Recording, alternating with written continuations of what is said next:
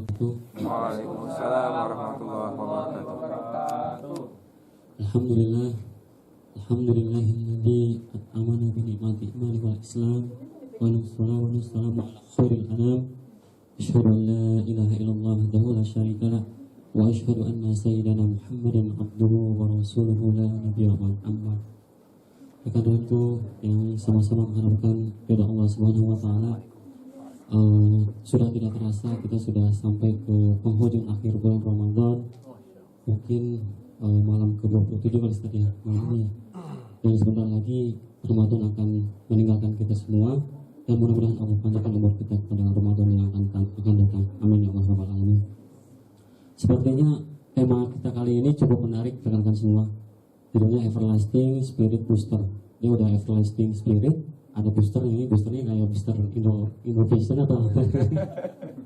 Jadi kita menekan-nekan kira-kira apa ini isi apa, dari Coba MC apa kira-kira? Tambah kecepatan. kecepatan, silakan. Kecepatan ditambah. Jadi kayaknya menarik banget ya, silakan. Mungkin untuk masalah waktu, start kita mungkin waktu kita sampai kurang lebih jam 13.20. Ada 10 menit untuk tanya jawab. Untuk masalah waktu, silakan untuk Ustaz kita, Ustaz Nanang Mubarak. Tafadhol Ustaz.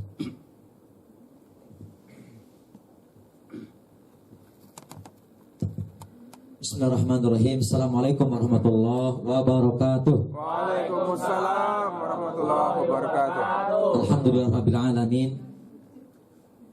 Alhamdulillahilladzi anzala as-sakinata fi qulubil mu'minin liyazdadu imanan ma'a imanihim. Asyhadu an la ilaha illallah wahdahu la syarikalah wa asyhadu anna Muhammadan abduhu wa rasuluhu la nabiyya ba'da. Allahumma shalli wa sallim wa barik ala Muhammadin wa ala alihi wa ashabihi ajmain, amma ba'd. Hadirin sekalian, soimin soimat rahimakumullah. Pada kesempatan siang ini kita sharing sebuah tema yang sebenarnya di dunia sosial media ini sudah booming, khususnya di Twitter, di WA, di Facebook atau di Instagram, di KakaoTalk, di apalagi tuh yang anak-anak muda paham lah. Tapi bukan spirit booster. Yang dikenal dengan anak muda sekarang adalah mood booster.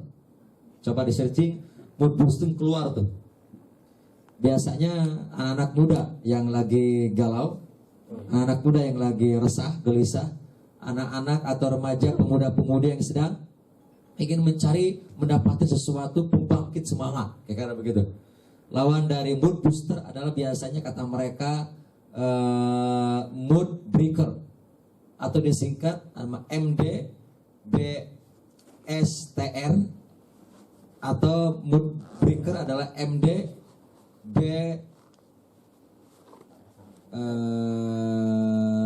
KR. Coba dilihat aja di mana, di apa tuh, di Ustadz Google itu ada tuh. Tetapi kalau kita baca di Ustadz Google itu, kita searching mood booster atau mood breaker, itu selalu senantiasa dihubungkan dengan masalah-masalah keduniaan. Ada karena dia menganggap dirinya orang Islam, akhirnya ada yang pertama itu adalah sholat namanya, atau beriman kepada Allah Subhanahu wa taala. Sisanya apa? Sisanya makan apa yang pedes, terus makan coklat. Dia lagi malas makan coklat, atau lagi malas makan pedas katanya. Wah, ini booster. Apa booster artinya? Apa booster? Apa booster itu artinya pendorong, penggerak, pemicu. Apa bahasa Inggrisnya apa ya? Booster. Booster. Drive atau driver, atau apalagi motivate atau pemicu, motivasi. Artinya yang tadinya malas menjadi semangat, yang tadinya loyo menjadi lawan loyo apa loyo? Enggak loyo, itu maksudnya lawannya. Gampang bener ya. Ya, apalagi biasanya adalah musik. Biasanya musik, dengerin musik yang tadinya lagi malas, kemudian dengerin musik yang semangat, jadi juga rekam. Wah, itu katanya mood booster. Apalagi biasanya? Yuk, yang sering kita dengar mood booster yang berada di masyarakat, berada di kalangan remaja, pemuda-pemudi apa? Selain tadi makanan yang pedas, yang apalagi coklat yang bisa ngeplay, atau makan permen, atau kuliner, apalagi dengerin musik, jalan-jalan, curhat, itu yang ada beredar di mana? Di sosial media. Yang akan kita bicarakan adalah bukan mood booster berdasarkan, kalau mood artinya apa? Suasana hati. Tapi saya lebih ke mood booster adalah syahwat. Karena nanti ada dua hal yang perlu kita bedakan. Baik, biar interaktif. Pernah semuanya ke jalan-jalan ke pantai, wisata ke pantai? Nah, Pernah. Pernah gak jalan-jalan ke taman bunga? Nah, Pernah? banyak bunganya. Banyak bunga. Iya, banyak bunganya. Taman bunga. Taman safari pernah? nah, Oke. Mana yang paling sering dikunjungi oleh banyak orang? Pantai atau laut atau tengah hutan? Taman bunga, gunung, Pantai. atau apa kira-kira? Yang sekarang sering masih sering dikunjungi. Terserah mau krisis ekonomi kek, mau barang-barang mahal kek, sembako naik kek. Yang penting Happy. Jalan-jalan biasanya kemana? Yang paling banyak? pantai. Pantai. Ke pantai. Ada apa sih di pantai? Air. Air. Ada apa? Ada air. Pemicunya apa? Kenapa orang mau jalan-jalan ke pantai? Ayo, pemicunya apa? Luas. Ingin mendapatkan apa dulu? Pandangannya luas. Ingin mendapatkan apa jalan-jalan ke pantai? Udara segar. Kenikmatan, refreshing. Mestinya setelah jalan-jalan ke pantai, badan menjadi fresh kan? Kan refreshing. Fresh, sehat, bugar, vitalitas naik. Woi, badai. Mestinya kan begitu, betul gak? Vitalitas, fresh, bugar, sehat, kuat. Sehingga hari Seninnya segar, mestinya. Badai. Mestinya semangat, mata berbinar, jalannya cepat, bahunya tegap, jalan cepat.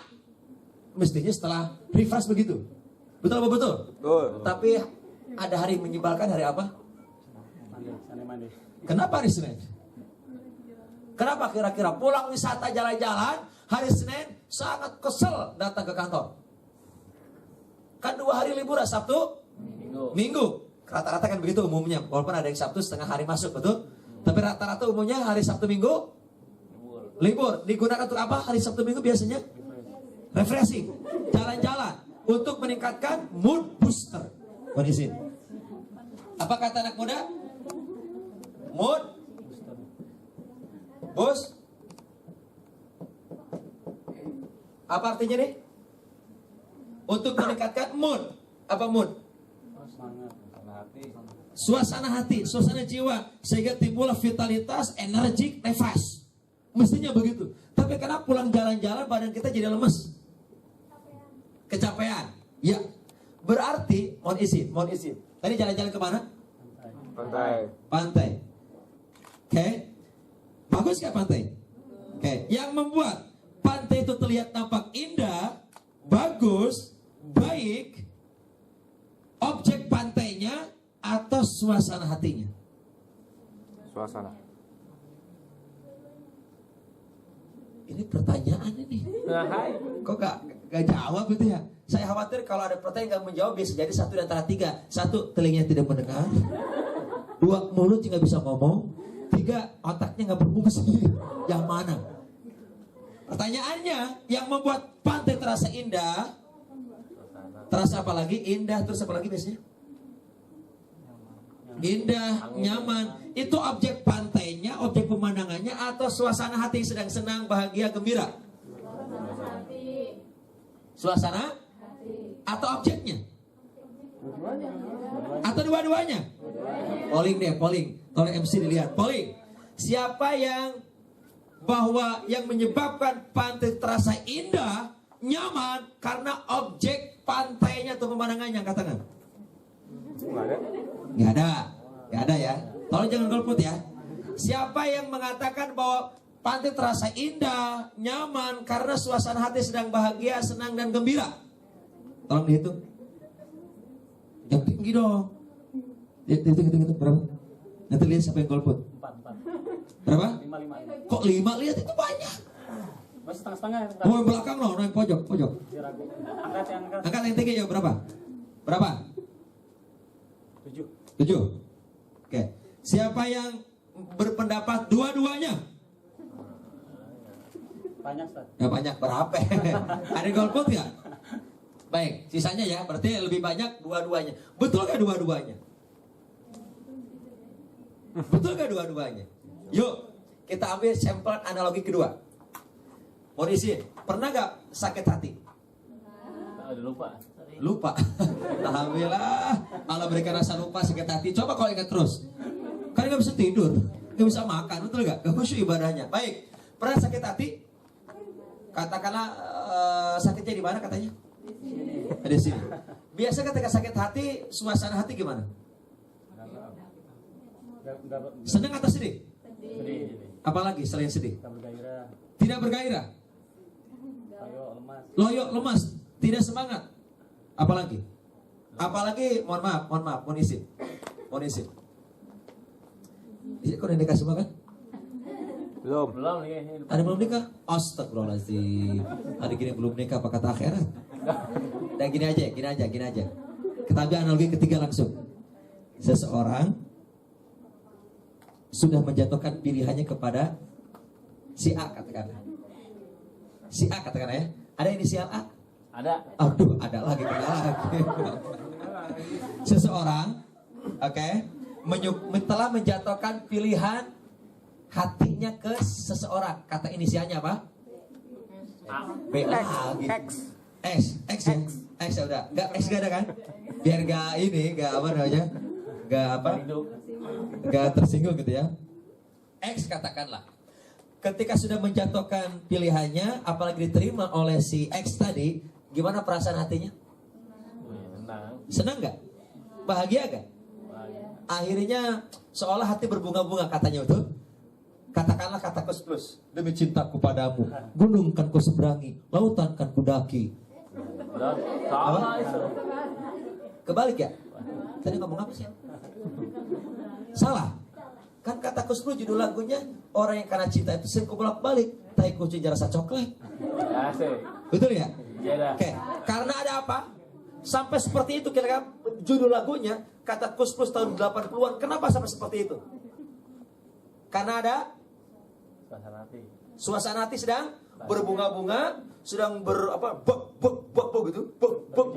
Karena ada rasa suka, cinta, demen, sayang, kasih. Betul apa betul?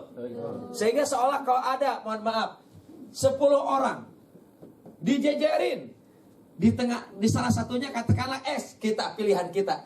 10 orang, kira-kira siapa yang paling ganteng? Bukankah X? Siapa yang paling cantik? Bukankah si X? Siapa yang paling perhatian? Seolah kedipan matanya luar biasa. Seolah senyumannya itu lebih menawan daripada yang lainnya. Betul apa betul? Apakah karena objeknya betul-betul cantik atau tampan, atau karena rasa suka dalam hati? Ini pertanyaan. Halo. Ini memang metode kita adalah interaktif. Dalam Quran itu, Quran hadis itu ada namanya bahasa Sundanya interactive approach. Apa interactive approach? Pendekatan interaktif. Bahasa Arabnya as-su'al wal jawab. Apa artinya? Soal jawab. Di dalam Quran hadis metode dakwah yang diteliti oleh orang Barat di dalam kajian learning revolutionnya atau revolusi pola pembelajaran itu diteliti tentang metode tanya jawab dalam Quran hadis. Ternyata itu cukup efektif. Kesimpulannya adalah metode tanya jawab atau interactive approach ini ternyata cukup efektif. Kenapa? Alasannya satu. Dengan metode itu ternyata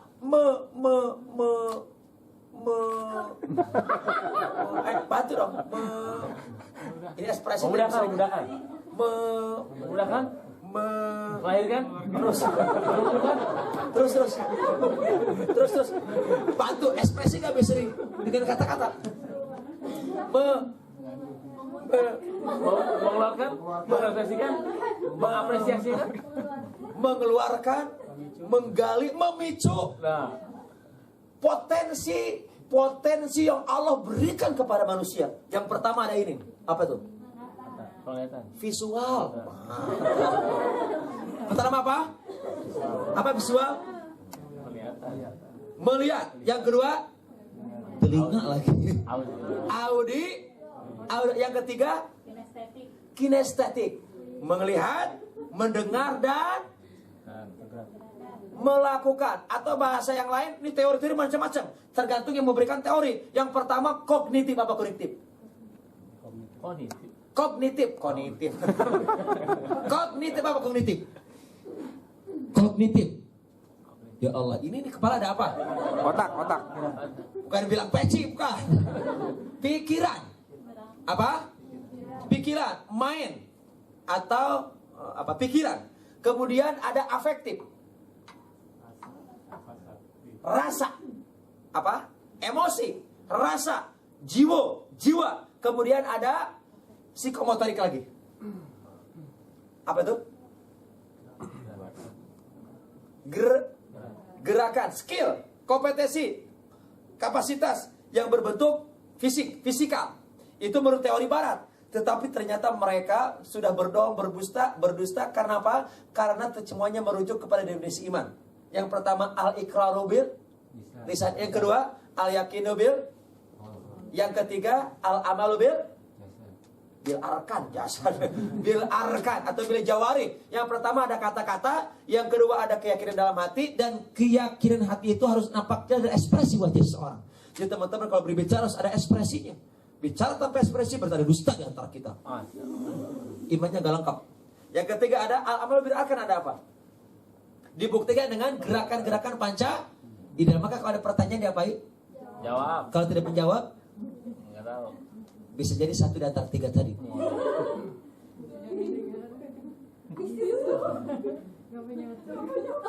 Yuk, pertanyaan pertama. Tadi apa? Saya mau nanya apa ya?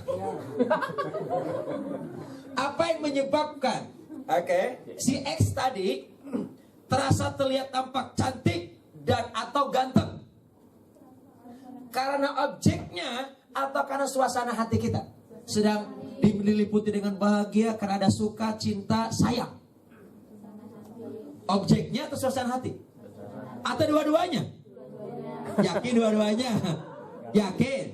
Yuk kita balik. Tiba-tiba gak ada angin, gak ada petir, gak ada hujan, gak ada SMS, gak ada telepon, gak ada surat, gak ada chatting, gak ada apa? BBM, gak ada apapun. Tiba-tiba ketemu Bang atau Neng, mulai hari ini lu, gue, tiba-tiba demikian. Gimana perasaan hatinya? Pecah. Hancur, berkeping-keping kan, kelopak-kelopak kan, disebut bahasa studinya broken heart kan. Hatinya broken, apa? Pecah, berkeping-keping. Mungkin masih penasaran, ada penuh harap, ada harapan. Harapan.com. Apa istilahnya kata anak muda? Berharap.com. Kenapa? Ada apa? Apa yang salah dalam diriku? Ada apa sih? Bang, gak ada yang salah bang. Tapi ini ada surat undangan bang. 3 hari setelah Ramadan, setelah Lebaran, gue mau nikah. Dipaksa sama orang tua. Mau nikah. Kira-kira gimana perasaan hatinya? Hancur gak? Ketika suasananya, hatinya hancur, sakit, apa kira-kira dalam suasana hati? Masih suka atau benci? Sayang atau marah? Apalagi suasananya? Marah, benci, cemburu, apalagi? Nangis. Itu bukan suasana nangis. Emang udah keluar. Apa? Lapar perut. Ini kayak mau Ramadan banget, lapar katanya. Ini lagi bicara masalah sakit hati. Lapar. Ada juga sih orang yang sakit hati makan bawaannya. Marah, benci, sakit. Ketika itulah langsung 180 derajat si X tadi yang terasa kemarin-kemarin cantik, ganteng, paling perhatian, paling baik di dunia, kira-kira berubah gak? Siapa yang paling tidak cantik? Bukan ke X? Siapa yang paling tidak ganteng? Bukan ke X? Siapa yang paling tidak perhatian? Siapa yang paling jahat? Jahat begitu. Siapa kira-kira? Bukan ke si X?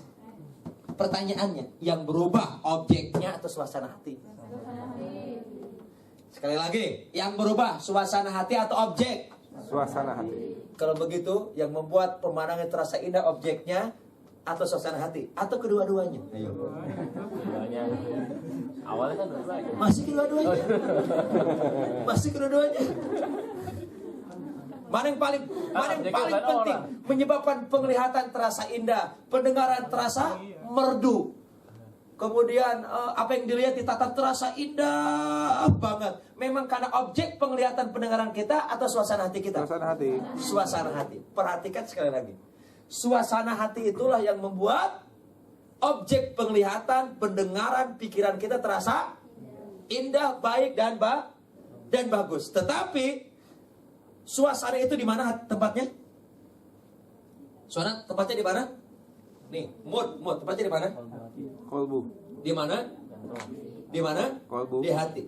Hati inilah yang membuat suasana seseorang itu menilai baik atau buruknya. Bukankah kata hadis Nabi, hadis riwayat Bukhari Muslim, ala fil jasadi mudghah, fa idza saluhat saluha jasadu kullu, fa idza fasadat fasadi jasadu kullu, ala wahyal qalb. Sungguhnya dalam tubuh ini ada segumpal darah. Jika segumpal darah ini baik, maka baiklah seluruh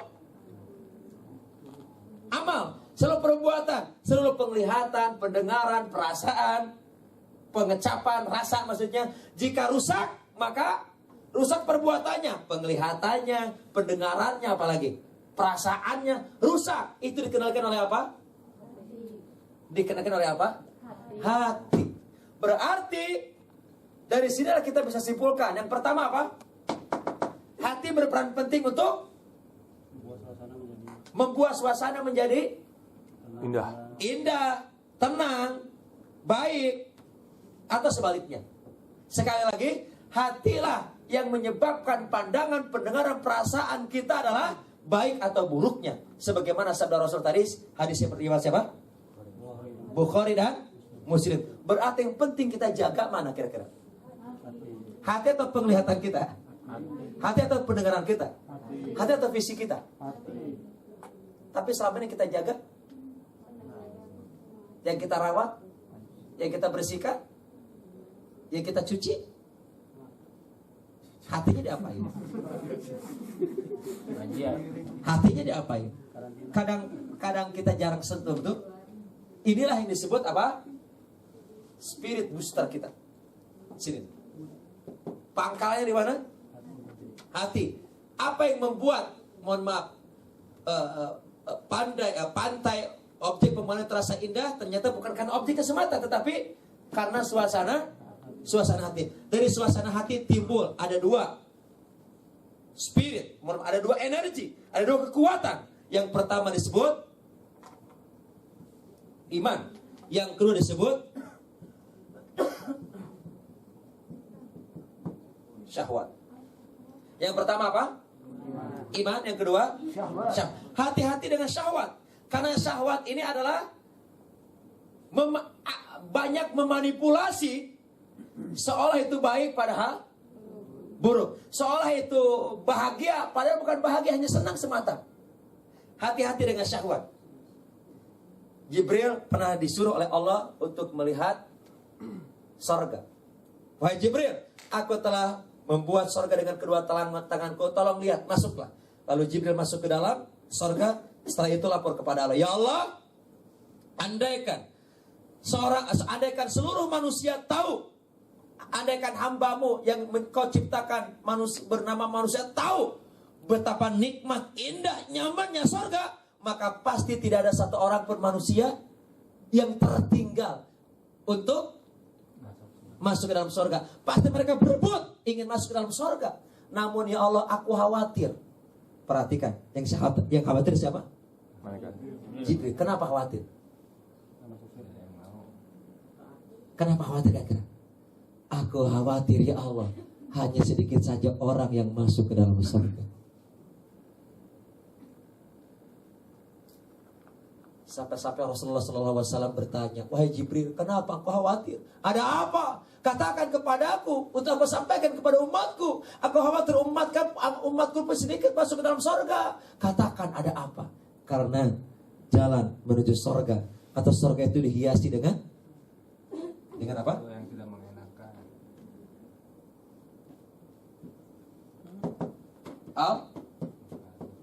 Al makarih. Apa al makarih? Makruha. Makruh apa makruh?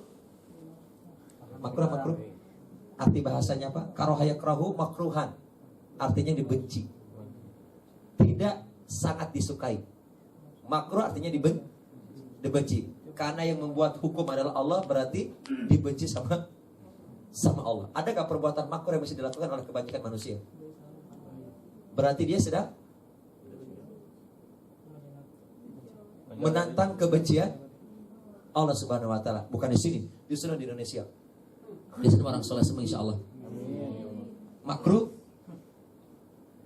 Makruh yang membuat mudarat, ada makruh yang tidak membuat mudarat. Katanya itu dibagi-bagi lagi agar apa namanya? Menjadi dalil untuk melakukan makruh. Dulu sekali saya tentang mohon maaf tentang sigaret, tentang rokok. Pengujinya perokok semua. Penguji sigaret saya perokok semua. Saya bicara masalah sigaretnya tentang rokok, dibantai habis. Saya ngeluarin dalil, bantai. Keluarin ayat, bantai. Keluarin hadis, bantai. Kaidah fikih, usuliyah, bantai. Apapun bantai. Keluarin data menurut kesehatan, menurut WHO, menurut kesehatan ini dibantai habis. Dibantai. Sampai pembantaian ketika sudah di wisuda, ijazah saya ditahan. Baru saya dapat ijazah 2013 kemarin. Wisudanya sudah 2003 dulu. Keluar ijazah, itu pun ditelepon. Nang, mau ijazah gak? Mau dong pak. Alasan apa bapak menahan ijazah S1 saya? Sehingga menghambat saya untuk melanjutkan studinya. Ternyata usut demi usut salah satunya itu. Walau bisawab. Semoga tidak balas dendam sampai akhir kiamat. Saya membahas tentang rokok. Status akhirnya adalah saya menjatuhkan sebelum MUI sebelum lainnya berani mengatakan rokok adalah haram. Saya di skripsi 2002 itu sudah mengatakan rokok haram. Walaupun dari suruh ketika jadi preman anak jalanan saya perokok juga. Tapi ketika sudah sadar dapat hidayah dari Allah, saya tinggalkan rokok. Dan kesimpulannya karena efeknya jauh lebih besar dari manfaatnya, mudarat lebih besar dari manfaatnya, maka lebih baik ditinggalkan. Di dalam khamr kata Allah ada manfaatnya gak? Ada dalam Quran jelas. Tapi ternyata mudarat khamr lebih banyak daripada manfaat. Ketika mudarat lebih banyak dari manfaat, maka jatuhlah hukum tinggalkan mudaratnya. Maksudnya jadi jatuhlah haram. Begitulah kesimpulannya. Wallahu a'lam bishawab. Ini syahwat. Surga dihiasi oleh apa? Al-makarih. Apa al-makarih? Sesuatu yang dibenci atau manusia berat melakukannya. Contoh. Ini tidak sembarang orang nahan lapar dari beduk subuh sampai maghrib. Betul gak sih? Gak sembarangan orang. Boro-boro orang yang tidak beriman. Orang Islam pun ternyata banyak yang membatalkan puasa. Banyak. Bang, kenapa batal puasa? Lagi sakit. Kan ke dalam Quran sakit boleh. Emang sakit apa? Emplu. Ya emplu. Emplu batal. Masya Allah. Ada yang begitu. Bu tahu emplu? Emplu bro. Ada yang nanya emplu apa? Itu sakit emplu apa emplu? Pilek begitu. Batal puasa. Astagfirullahaladzim. Mentang-mentang dalam Quran betul ada orang bepergian safar. Orang apa lagi? Sakit. Boleh tidak puasa. Orang pada banyak yang batal gara-gara sakit. Sakit yang mana dulu, betul gak sih? Ada lagi orang yang sedang kerepotan berat dalam melakukannya, maka dia boleh batal dan bayar dengan qadatu fidyah. Saya tanya, bang, kenapa batal? Kan dalam dalil Quran juga begitu. Allah memudahkan. Saya sedang bekerja berat. Kuli panggul atau kerja di lapangan. Kan dalam Quran boleh katanya. Jadi saya tidak puasa. Astagfirullahaladzim. Yuk kita bandingkan. Saya ceramah di Cinere Estate. Perumahan begitu kira-kira ada jamaahnya baru pulang dari Eropa. Dia bilang, Pak Nanang, sebelum bertanya, Pak Nanang, di Indonesia mah enak ya puasa Ramadannya? Berapa jam kira-kira? berapa jam? 13 jam sampai 14, jarang 14, pokoknya 13 jam rata-rata. 13 jam lebih dikit, 20, 25, 30, 20, 15 gitu ya. 13 jam rata-rata. Dengan cuaca di luar berapa derajat Celcius? Lihat di mobil itu adalah pagi-pagi masih ada sampai 28, 29, 30, tadi ada masih 34 di jalan. Tapi di bawah pohon 32, di bawah pohon. Parkir di bawah pohon 32, alhamdulillah. Adem, 32 adem, mohon maaf. Sedangkan, mohon maaf, curhat dari jamaah yang baru pulang dari Eropa, itu puasanya 21 jam 20 menit plus minus 21 jam. Sisanya berapa jam? Jadi matahari siangnya adalah 21 jam, malamnya berapa jam? 3 jam. Maghrib, isya, taraweh, sahur, beduk subuh. Nggak ada tidur. Bahkan ada yang memanfaatkan ulama, sebagian di mana di mereka yang memfatwakan adalah maghrib dijama dengan isya. Karena sempitnya waktu malam. 21 jam. Kan normalnya adalah maghrib sampai isya berapa jam? 1 jam. Sisa berapa jam tuh? Nih kalau maghribnya 21 jam 20 menit, berarti nggak sisa berapa jam? Hampir saja. Habis isya langsung subuh. Hampir saja. Akhirnya banyak yang memberikan fatwa bahwa boleh dijama, isya turun kemana? Ke maghrib, langsung taraweh, langsung sahur, langsung subuh. Karena subuh gak boleh dijama dengan isya. Sampai seperti itu. Dan cuacanya berapa derajat? Cuacanya berapa derajat? Halo. Ada yang baca di Ustaz Google? Paling ringan berapa derajat? 42 derajat. Paling ringan. Bahkan sampai 49 derajat. Hampir 50 derajat. Panas gak? Bingit. Oh udah panas bingit ya. Panas gak? Bingit katanya. Mohon maaf saya agak lola. Panas banget. Sampai-sampai fatwa ulama di sana mengeluarkan fatwa, jika keberatan berpuasa dengan derajat, dengan cuaca panas seperti itu, dengan waktu yang panjang seperti itu, boleh. Yang pertama, kalau kuat silakan sampai 21 jam 20 menit. Itu lebih bagus, lebih afdol. Kalau tidak kuat, maka cari negara tetangga yang paling terdekat, yang paling cepat. Atau rujukannya ada yang mengatakan fatwa ke Madinah atau ke Mekah. Itu kalau mukimin. Kalau non mukimin, maksudnya orang Indonesia yang sedang di sana, pendatang, maka boleh rujukannya ke negara tempat asal dari mana dia berasal.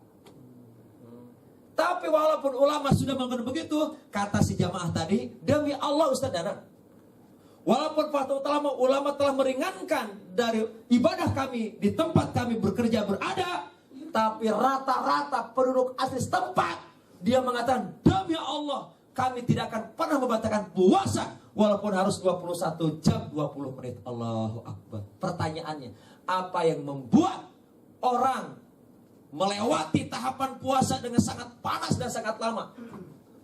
Karena syahwat atau karena iman? Syahwat atau iman? Iman. Kalau karena syahwat, apa yang terjadi? Ikuti fatwa ulama enggak? Yang diikuti yang mana? Jika kuat lakukan, jika enggak ikuti yang terdekat. Kira-kira mana yang diikuti? Yang pertama enggak dilakukan, padahal itu lebih baik. Ini karena iman atau karena syahwat? Kalau di Indonesia kenapa orang kuat,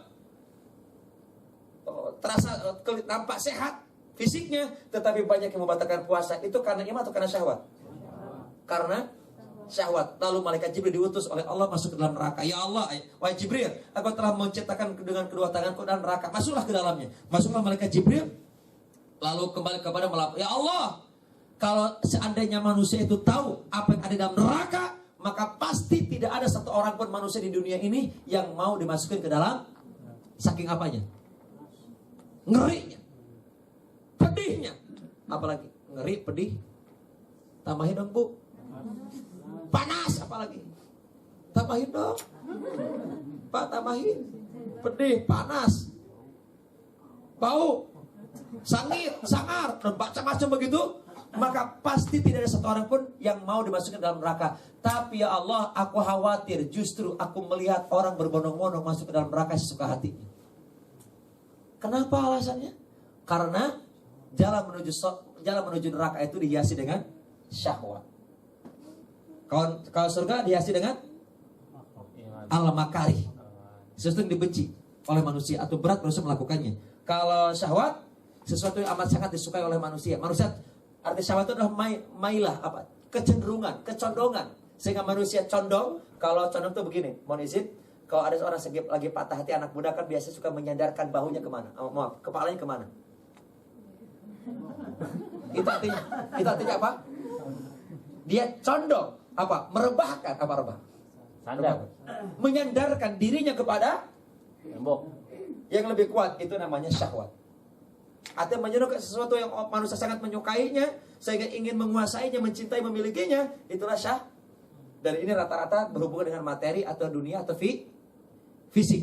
Inilah yang membedakan nanti spirit booster dengan mood booster. Waktu udah habis ya? Baru bahas judul nih.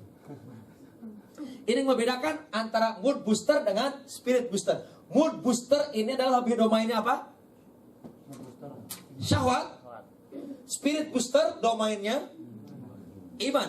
Inilah yang membedakan. Mood booster inilah hanya fana, sesaat, mataun gurur. Tetapi spirit booster ini adalah iman, maka disebut saya tambahkan everlasting. Apa everlasting?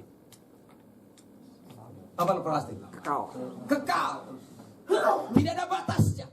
Dimanapun, kapanpun, spirit yang berasal dari keimanan itu tidak akan pernah mati kecuali dikalahkan oleh syahwat. Coba, yuk kita buktikan. Apa yang membuat seseorang bangun tengah malam di antara banyak orang yang sedang tertidur? Iman. Syahwat atau iman? Iman. Apa yang mendorong seseorang, yang membuat seseorang itu rela berlama-lama membaca Al-Quran? Iman atau syahwat? Iman. Kalau karena syahwat, apa yang terjadi? Tengah malam ngapain enaknya? Tidur. Syahwat. Enaknya ngapain di waktu luang? Enaknya apa di waktu luang? Atau ada yang mungkin baca Quran, tapi baru selembar, apa responnya? Responnya apa? Itu karena godaan apa? Iman atau syahwat? Karena iman ingin berlama-lama, ingin cepat-cepat. Yuk kita lihat nanti. Mohon maaf, bukan di sini, di Indonesia. Kita lihat. Mestinya kalau karena iman, sholat tarawih berjamaah ingin cari bacaan imam yang panjang atau pendek? Bukan di sini, di Indonesia. Panjang. Mestinya Panjang. yang panjang. Ada sekarang alhamdulillah sudah banyak yang beberapa masjid yang sholat tarawih 1 juz. Di Alma Mater pesantren saya sudah hampir 17 tahun. Sejak saya jadi ngajar di sana, kita gagas dengan Pak Kiai untuk sholat tarawih 1 juz. Dan iktikaf 10 hari ada tambahan qiyamul lail 11 rakaat 3 juz. Mau coba 3 juz? Dari jam 1.30 sampai menjelang jam 4. Lumayan. Ya, kalau gak terbiasa goyang, goyangnya kadang berirama kanan kiri. Kalau gak terbiasa goyangnya sama. 3 juz 11 rakaat. Pernah coba? Dari jam 1.30 sampai jam menjelang jam 4. Berapa jam? 2 jam setengah sampai 3 jam. Lumayan berdiri. Lumayan. Kalau gak terbiasa goyang-goyang dikit. Paling disukai atau paling tidak disukai itu? Paling. Yang bacaan imam panjang-panjang itu paling disukai atau paling tidak disukai? Tidak disukai. Kenapa tidak disukai? Syahwat atau iman? Bahkan dengar-dengar, bukan di sini. Dengar-dengar sih. Masuk ke WhatsApp saya, ada sholat 23 rakaat, 15 menit kelar. Dapat ininya. Share ya. Tayangannya dapat ya? 23 rakaat, 15 menit kelar. Dolin. Seperti apa? Kalau ibu-ibu pagi-pagi itu senam apa? Senam aerobik. Ya, asik. Jadi kalau mau sehat senam aerobik gitu. Kata mereka itu pun tidak melepasnya dari khusyuknya. Masya Allah. 23 rakaat 15 menit. Berarti 1 rakaatnya berapa detik? Dibagi aja. 23 rakaat dibagi 15 berapa detik? Per rakaatnya. Ini orang Indonesia kan pinter-pinter nih. Coba berapa detik per rakaatnya? Kalau 23 rakaat itu 15 detik, 15 menit.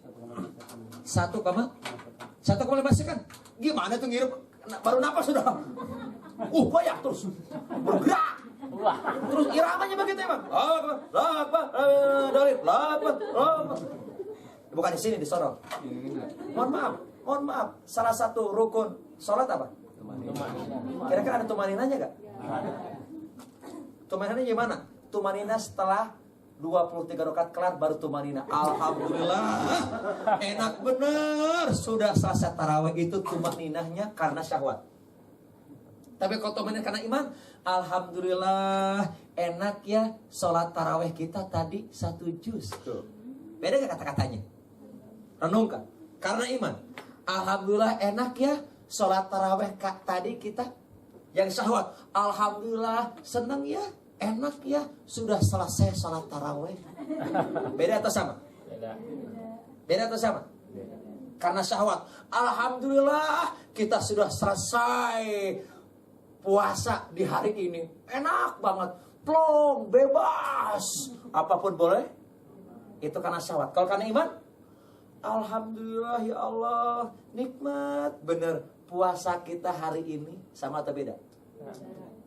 Setelah lebaran, apa ucapan orang yang puasanya masih ada syahwatnya? Merdeka. Apa setelah lebaran? Merdeka. Apa artinya? Merdeka, bebas, freedom. I'm freedom. Bebas, yes, sudah menang, Allahu Akbar, sudah selesai, hatam. 30 hari selesai, gembira, senang. Biasanya orang mengatakan begitu 5-7 hari setelah lebaran, puskesmas rumah sakit penuh biasanya. Kenapa kira-kira? Berefek. Efek apa? Efek balas dendam, makan. Apapun, makan, dimakan. Datang bertandang ke tamu A, makan. Ke rumah A, makan. Rumah B, makan. Rumah A, masak. Yang asap-asap, dimakan. Rumah B, yang pahit-pahit, dimasak. Ada gak? Gak ada. Rumah C, yang pedas-pedas, dimakan. Rumah D, yang manis-manis. Rumah E, yang asin-asin. Rumah E yang terus setengah asin setengah pedas. Terus ada yang setengah asam setengah manis. Terus dimakan. Akhirnya 5 hari setelah itu bereaksi. Keluar karena perut lambung tidak terbiasa setelah 3 hari adalah makannya jam 4-an dan bukanya makan lagi jam 6 jam tujuan. Ini langsung sepanjang dari mulai duduk subuh sampai mau tidur makan. Bahkan itu ketupat yang sudah 3 hari diangetin lagi. Apalagi teman ketupat biasanya apa? Teman ketupat. Apa sayur? Opornya angetin lagi 3 hari gak habis. Sampai tulangnya empuk. Sampai diangetinnya digabungin. Itu pet sama opor gabung, diulek jadi satu, masih dimakan. Akhirnya berefek gak? Berefek. Kenapa kira-kira? Merasa balas bebas. Itu karena apa berarti? Kalau karena iman, lebaran datang, banyak para sahabat orang beriman salafus saleh itu yang berduka sedih. Ar-raja wal khauf, al-mahabbah timbuh keluar. Walaupun begitu dia tetap berucap, alhamdulillah ya Allah, terima kasih, nikmat rasanya Ramadan tahun ini. Sama atau beda ucapannya? Yang pertama, merasakan nikmat, tumaninahnya kapan? Paskanya, setelah selesai. Kalau yang beriman, ketika.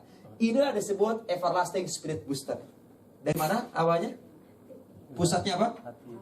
Tempatnya di hati. Energi spirit powernya apa? Iman. Hati-hati, dari hati ini keluar iman dan syahwat. Yang everlasting spirit booster yang mana? Iman ini. Kata para, ada 2 dari iman ini. Kita baca bareng-bareng. Imanlah yang membuat kita merasakan istilzatu at-ta'an. Perlu ditulis? Dihafalin ya. Nanti di akhir katanya ada door prize ya? Iya katanya. Yang bisa menjawab soal ya? Iya katanya. Yang pertama is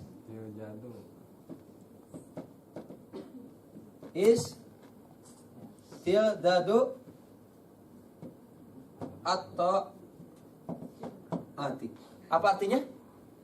Iman itu membuat seseorang diberikan sensasi aroma surgawi. Di dunia ini berupa apa? Istildadu ta'at.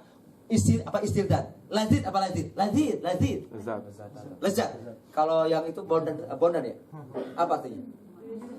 Maknyus. Istildad maknyus. Lezat, lazid, nikmat. Nikmat tentang apa? At-ta'at. Ketika melaksanakan semua ketaatan kepada Allah, nikmat benar. Salat nikmat. Puasa nikmat. Zakat, infak sedekah nikmat. Qiyamul lail, baca Quran, haji umrah, menutup aurat, nikmat. Nikmat, lezat rasanya. Inilah everlasting spirit booster yang berupa apa? Iman. Iman itu menyebabkan istildadu ta'at.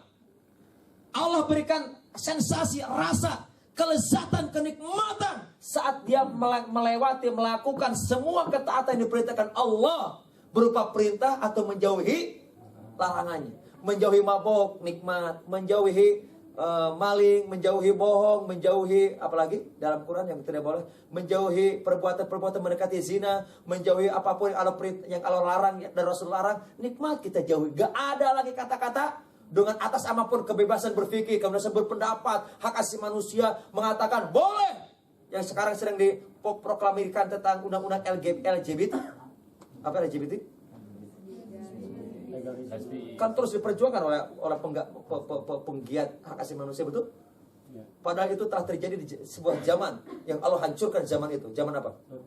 Nabi Lut. Kenapa dihancurkan? Bayangkan kalau nggak dihancurkan, zaman yang laki suka laki, perempuan suka perempuan. Sekarang ada kita gak?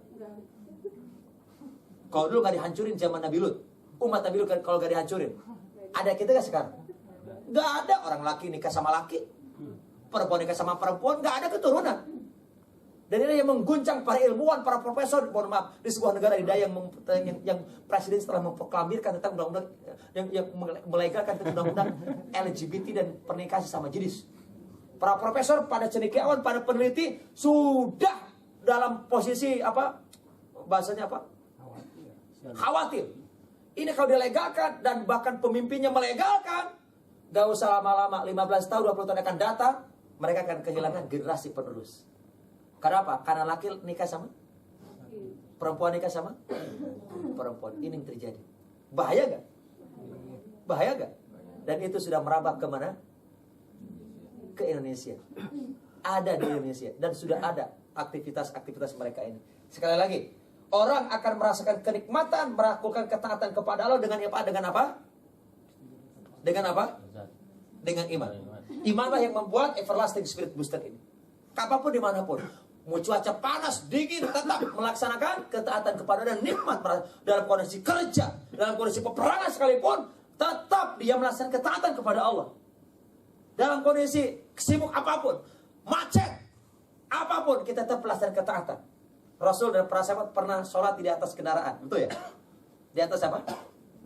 Unta atau kudanya. Saking apa? Tidak boleh sholat ditinggalkan. Karena nikmat. Kalau ditinggalkan berarti akan terjadi lawan nikmat apa? Ya, tidak nikmat katanya tadi. Susah amat. Lawan nikmat ya tidak nikmat. Teman-teman, sekalipun macet, teman-teman lagi mengendari motor atau mobil, kalau gak sempat mampir, sholat lagi mengendari motor, sholat lagi mengendari mobil. Pernah coba gak? Oh, motor belum. Motor belum? Kalau mobil Anda sering melakukan. Lagi nyetir, macet total. Apalagi di tol begitu, sekarang kan nggak ada istilah tol betul? Macet, sedangkan waktu mau habis. Karena saya membiasakan dawing wudhu, kalau nggak batal ya saya ambil apa? Emang sholat lagi nyetir. Ya, nyetir aja, mobil jalan jalan, tapi tetap kita sholat. Saking pentingnya betapa sholat tidak boleh lagi perang, sekarang sholat gak? Saya ingin menghadirkan kepada teman-teman, sholat, puasa, zakat akan terasa nikmat kalau satu kata energi pendorongnya, pembangkitnya cuma satu kata apa? Iman. Yang kedua,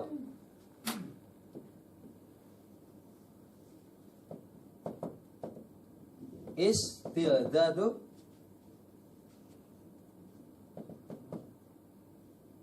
tahammulil masyaqqati. Ini tahammulil. Gitu ya. Tahammulil. Bisa dibaca nih. Kita baca bersama-sama istildadu. Tahammulil masyaqqat. Sekali lagi istildadu. Tahammulil masyaqqat. Istildad apa artinya tadi? Kelezatan, kenikmatan. Tahammulil masyaqqat ketika diberikan masyaqqat. Masyaqqat. Apa masyaqqat? Cobaan. Beban. Beban. Cobaan, penderitaan, kesulitan, kesukaran, kemalangan, rintangan, tantangan, hambatan, problem, masalah, apapun bentuknya yang menurut manusia adalah negatif, membuat apa bro? Membuat apa? Membuat jiwa apa? Letih, merasa meradang dan kesempitan. Kata manusia. Tetapi bagi orang beriman, dia akan merasakan kelezatan saat diberikan beban. Diberikan ujian, dia tetap merasa lezat dan nyaman. Dia tidak berkeluh kesah, dia tidak putus asa, masa kemudian dia tidak galau. Sakit sekalipun, dia tidak berkeluh kesah, dia tidak putus asa, dia tidak galau, tidak resah, tidak khawatir, tidak cemas. Mohon maaf. Justru bagi orang beriman, dia justru, kalau ini karyawan namanya, kita pegawai ya. Justru karyawan yang beriman, dia akan iri kepada orang, bukan kepada orang yang diberi tugas yang sedikit atau kecil. Bukan begini, Pak, bos, kenapa sih saya lagi diberi tugas? Kenapa teman saya sedikit? Kenapa saya banyak? Bukan begitu irinya. Irinya justru kepada orang yang diberi tugas yang banyak. Bos, kenapa teman saya diberi tugas yang banyak? Kenapa saya sedikit? Itulah jawaban orang yang beriman. Keren gak tuh? Kok pada tegang begini? Orang beriman akan iri kepada teman yang diberi tugas yang banyak. Ketika dimutasi, justru dia ingin dimutasi ke tempat yang jauh. Keren nggak? Pada tegang nih kayaknya. Untung nggak ada atasan di sini. Ada manajemen di sini. Ada manajemen nggak? Ada. Ada. Yang tukang mutasi kan tukang mutasi. Tukang mutasi siapa? Ini senang banget nih tukang mutasi. Ada dalil, hujah. Tapi nggak senang siapa? Karyawan, kagak senang loh. Nih, jangan diundang lagi, Ustaz, jangan diundang lagi. Kacau nih. Ada yang bilang begitu, tapi ada juga ya, nggak apa-apa. Istidad tahmul masya. Apa artinya? Orang beriman akan tetap merasakan kelezatan, kenikmatan saat diberikan beban. Justru orang beriman memandang beban bukan halangan, bukan tarakan, bukan tantangan, bahkan bukan masalah. Justru baca bareng-bareng. Al-ajru, yuk baca bareng-bareng. Al-ajru ala qadri al-masyaqqah. Al-masyaqqah. Al-ajr apa ajr? Pahala. Kalau urusan akhirat. Kalau di dunia apa? Imbalan. Apalagi? Upah. Apalagi? Gaji. Apalagi? Reward. Bonus. Komisi. Itu bentuk dunia. Jadi kita bisa memandai dua kata, dunia dan akhirat. Akhirat bentuknya apa? Pahala. Dimensi dunia, ajr itu pahala, turun rahmat, taufik, barokah. Itu dimensi. Tapi kita tidak melupakan dimensi dunia. Apa bentuknya? Gaji, reward, komisi, bonus, apresiasi, apalagi? Insentif, remunerasi. Oke? Ala qadri, sesuai dengan al-masyaqqah, sesuai dengan beban yang dia tanggung, sesuai dengan beban yang dia hadapi, sesuai dengan beban yang dia laksanakan, yang dia lakukan. Mulai hari ini teman-teman, ketika diberikan beban yang banyak, tersenyumlah bahwa Allah sedang memberikan, dan demi akhirat Allah sedang berikan kepada kita kesempatan banyak pahala, peluang yang begitu. Dalam masalah dunia berarti atasan sedang ingin mempromosikan kita, bisa jadi komisinya lebih besar daripada yang lain. Amin dong. Ya Rabbal. Kira-kira begitu, serius ini? Setuju gak? Nanti kita coba sebelum pulang kasih tugas. Kasih target, kasih apa? Kalau kita dikasih apa manajemen? Tugas atau target? Ya, kira-kira begitu. Tolong kalau jangan pulang sebelum ada tugas. Nah, diem lagi kayaknya nih. Kenapa? Agar punya peluang yang besar tentang pahala. Kita langsung akhirat tentang pahala dan sesuai dengan apa pahala tadi? Dengan diterima. Kul ya'mal ala syakilati, setiap orang akan mendapatkan sesuatu yang dia lakukan sesuai dengan kadar usaha, keringat, rasa capek yang dia keluarkan dari pekerjaannya. Semoga dari sini apapun yang terjadi, kita menghadapi dengan positif thinking. Masih ada waktu? Habis waktunya? Tadi saya mau cerita tentang kisah untuk menguatkan ini. Sedikit ya? 2 menit. Tolong ikut dalam cerita ini. Ini kira-kira ceritanya kalau sudah pernah pura-pura belum tahu aja ya. Kalau pernah tahu pura-pura belum tahu ya. Ceritanya adalah cerita zaman dulu. Seorang raja kesukaannya berburu. Apa? Berburu. Dia punya teman baik, sangat dekat. Bahasa sekarang bahasa aku apa? Best friend. Betul ya, Mbak? Best friend ya. Best friend. Teman dekat. Karena teman dekat kemana-mana diajak, betul? Termasuk berburu. Ternyata si teman dekat dengan raja hobinya sama, yaitu apa? Berburu tadi. Tapi ada kebiasaan unik. Si teman dekat raja tadi, kebiasaannya begini. Dia selalu mengatakan ketika apapun yang terjadi, dia selalu mengatakan begini. Ini yang terbaik, lakukan yang terbaik.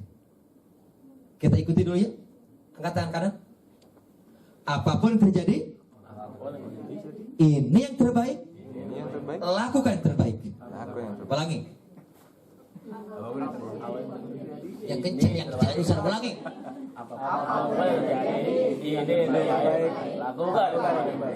Itulah ucapan yang keluar dari teman dekat ketika apapun yang terjadi. Kebiasaannya apa? Apapun yang terjadi, inilah kebiasaan teman dekat si raja.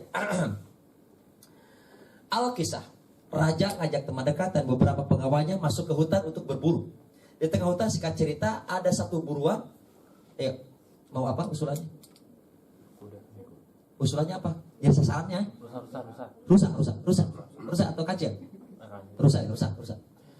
Dilalahnya si raja, si teman dekat, para pengawal sudah nyebar kemana-mana, ke atas pohon, ke balik bukit, ke semak belukar. Dilalahnya punya pandangan yang sama kepada rusak tadi. Jadi sasarannya siapa? Siapa? Sama, rusak, satu rusak. Yang sedang makan asik di tengah rumput, padang rumput. Sang raja mungkin di bawah pohon, sang teman dekat semak belukar, pengawal ke atas pohon, di balik batu yang lainnya menyebar. Tapi di lelahnya semua mata melihat ke sasaran yang sama, yaitu rusak. Seolah sudah di satu komando, walaupun tidak ada yang tahu bahwa ini sasarannya sama. Raja melihat rusak, teman dekat melihat rusak, si pengawal melihat rusak, sasarannya sama. Seolah sudah di komando, sudah hampir pada hitungan detik, nafas pun seolah tak terdengar, yang terdengar bunyi angin cepoi-cepoi. Nafas seolah tertahan. Sudah hampir hitungan 1, 2, dan tiba-tiba menjelang 3, ada peristiwa yang tidak akan pernah dilupakan oleh raja. Peristiwa apa? Ketika teman dekat mau membidik hitungan ketiga, ada kodok lewat ke muka. Kaget gak? Langsung kaget, spontan, hampir loncat. Namun sayang, ini jari apa? Jari apa? Sedang apa? Sudah nempel di mana? Oh, busur ya? Oh ya, kerajaan busur bukan ya, busur. Terima tawarannya, busur. Karena tangan sudah pada posisi siap, hitungan ketiga, ada kodok lewat, apa yang terjadi? Kaget gak? Namun ketika kaget ternyata terlepas. Dan si panah ini bukan mengarah ke depan, tapi mengarah ke samping kiri. Samping kiri itu tahu gak? Di mana posisi raja sedang membidik pada posisi yang pada pas untuk membidik sasaran. Dan ketika si teman dekat kaget berteriak, di sebelah kiri ada yang berteriak juga, aduh, siapa yang memanah jariku sampai putus? Ternyata yang berteriak itu siapa? Raja. Ternyata panah yang nyengsot. Yang siapa ya? Melipir, nyasar. Nyasar, melipir. Yang melipir itu, yang nyengsot itu apa nyengsot itu? Nyasar. Nyasar itu mengenai jari raja sampai putus. Si raja keluar dari tempat persembunyiannya, dia berteriak dengan marah, siapa yang berani memanah jariku sampai putus? Turunlah para pengawal, keluar dari tempat persembunyian, semuanya tertunduk. Kenapa tertunduk? Takut dimarahin. Keluarlah teman dekat yang baru sadar, wahai raja, itu panah saya. Raja marah gak? Belum marah, belum. Ceritanya gitu ya. Cuma baru tanya, kenapa? Bukankah kamu teman dekatku? Kenapa engkau teganya engkau memanah jariku sampai putus? Apa jawaban si pendengar dengan entengnya? Kebiasaannya apa tadi? Tenang wahai raja. Yuk. Tenang wahai raja. Yang bareng. 1, 2, 3. Bayangkan kondisi dalam kesakitan, dibilangin begitu. Bayangkan kalau teman-teman adalah rajanya, apa yang teman-teman reaksinya apa gimana? Lagi kesakitan, jadi putus, dikatain sama temannya apa tadi? Wahai raja, apapun yang terjadi, ini yang terbaik, lakukan yang terbaik. Gimana perasaan teman-teman kalau sebagai rajanya? Normalnya ngambek gak? Marah gak? Marah atau marah banget? Marah banget. Pengawal, seret temanku ini, seret, kerangkeng, masukkan ia ke dalam penjara bawah tanah. Diseretlah teman dekatnya sampai di kerangkeng. Kali ini raja dalam kesakitan dan tidak mau lagi melihat wajah teman dekatnya ini, masukin ke penjara bawah tanah. Dia sangat benci sama temannya. Kenapa? Telah memutuskan jarinya dan sedang putus kesakitan, malah bilang apa tadi? Apapun. Pulanglah raja dengan pengawalnya sambil mukanya geram marah dan mendapatkan duka atau sakit. Diterapi, disembuhkan oleh para tabib, namun sayang karena sudah putus tidak bisa disambung. Akhirnya apa? Sembuh sih tapi cacat. Setahun, 2 tahun, akhirnya hobinya ingat kembali. Hobinya apa? Berburu. Ingat kembali. Pengawal, tolong dong. Pengawal. Pura-pura saya rajanya. Ikut dalam cerita ini semuanya. Pengawal. Ya, raja. Berburu yuk. Ayo. Kemana? Ada gak hutan yang masih virgin, perawan yang jarang dijamah? Udah lama nih gak berburu. Ada gak? Ada. Tapi sebagai temannya, jangan raja, ke hutan jangan. Emang kenapa?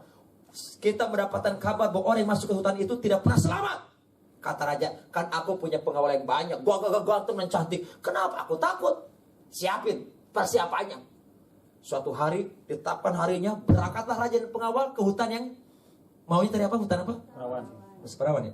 Maksudnya hutan yang masih jangan dijamah. Masuklah raja dengan pengawalnya.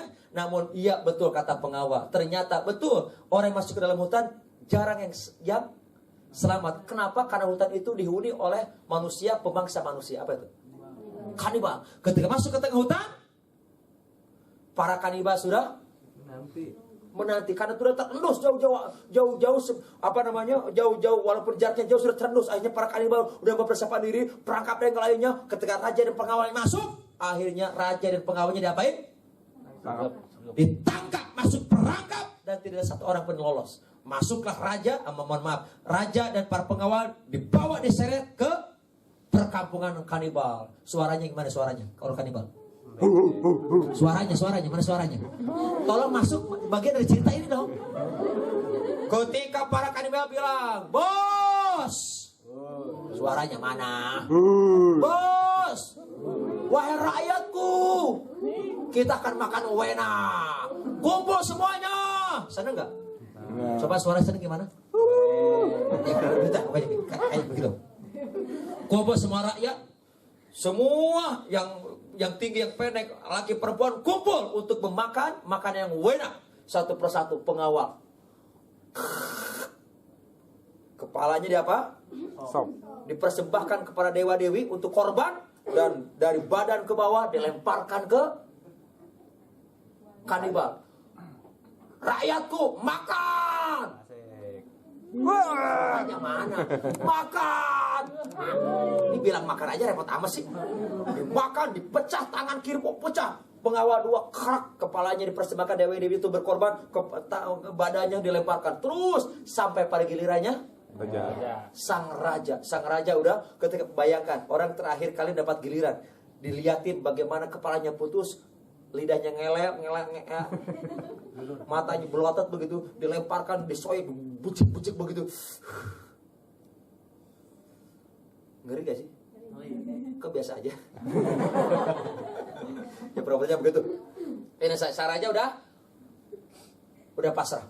Bahasa kitanya udah tawakal, udah gak bisa apa namanya? Karena gak ada pengacara, gak ada polisi, gak ada jaksa, gak ada MK yang perlu disuap, udah ampun. Akhirnya udah giliran sang raja. Namun lagi-lagi kita kan tadi kepalanya untuk apa kepalanya? Persembahan untuk korban. Ternyata di para kanibal juga ada undang-undang kekanibalan. Kalau untuk persembahan untuk dewa-dewi itu tidak boleh mengkorbankan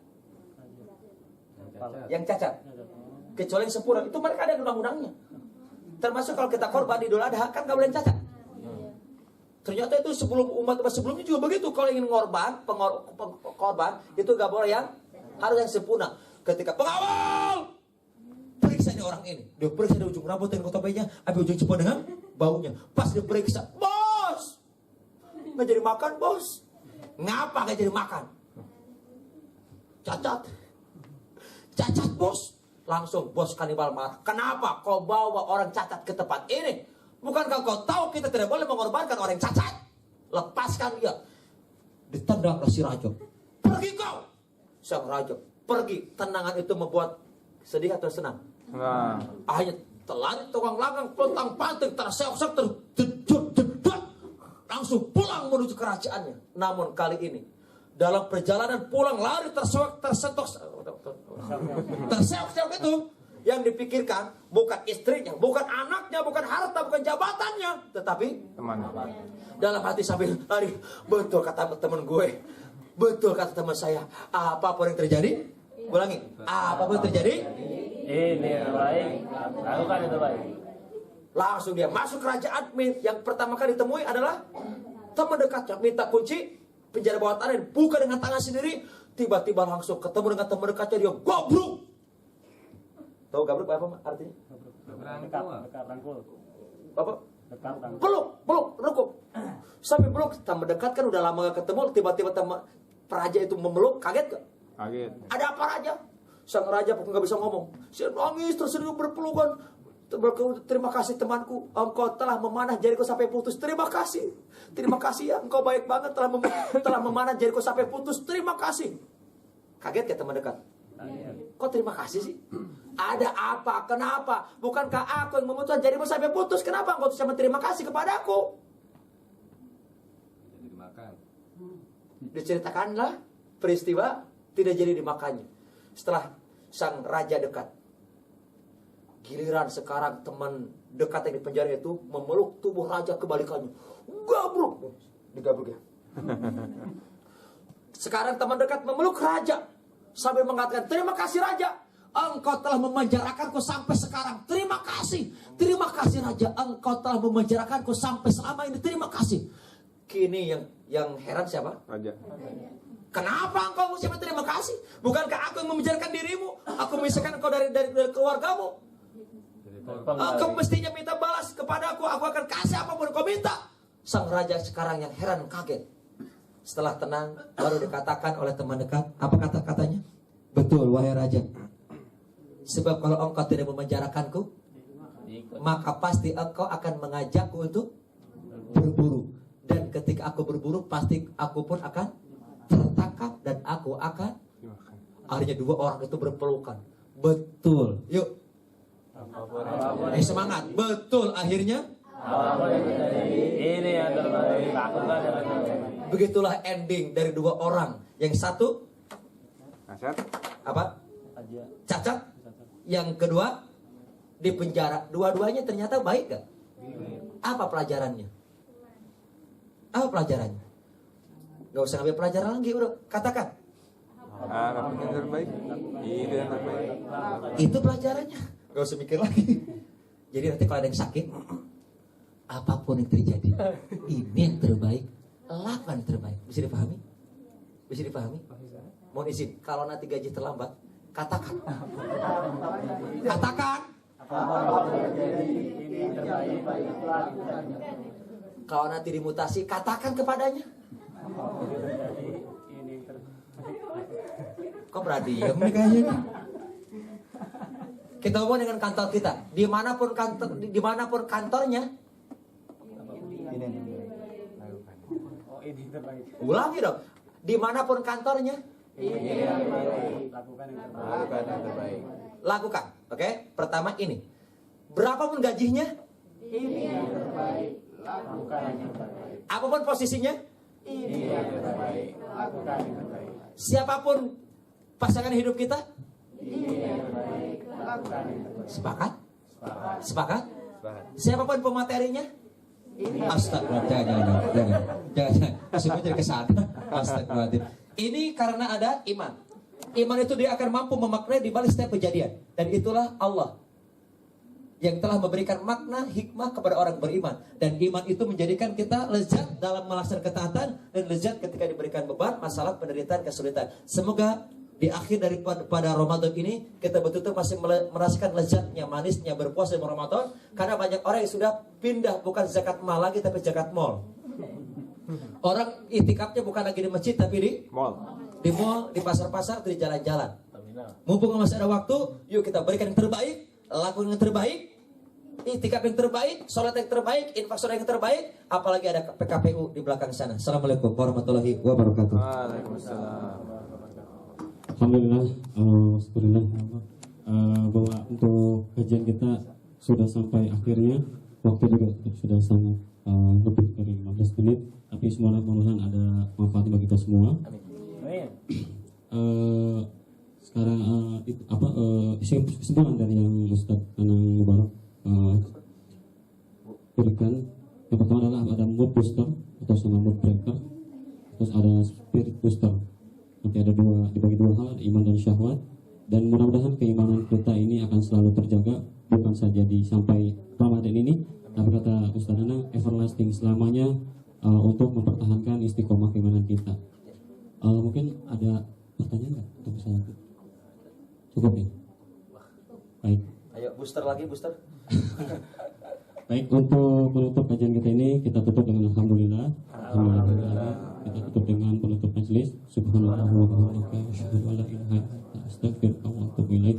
Assalamualaikum warahmatullahi wabarakatuh.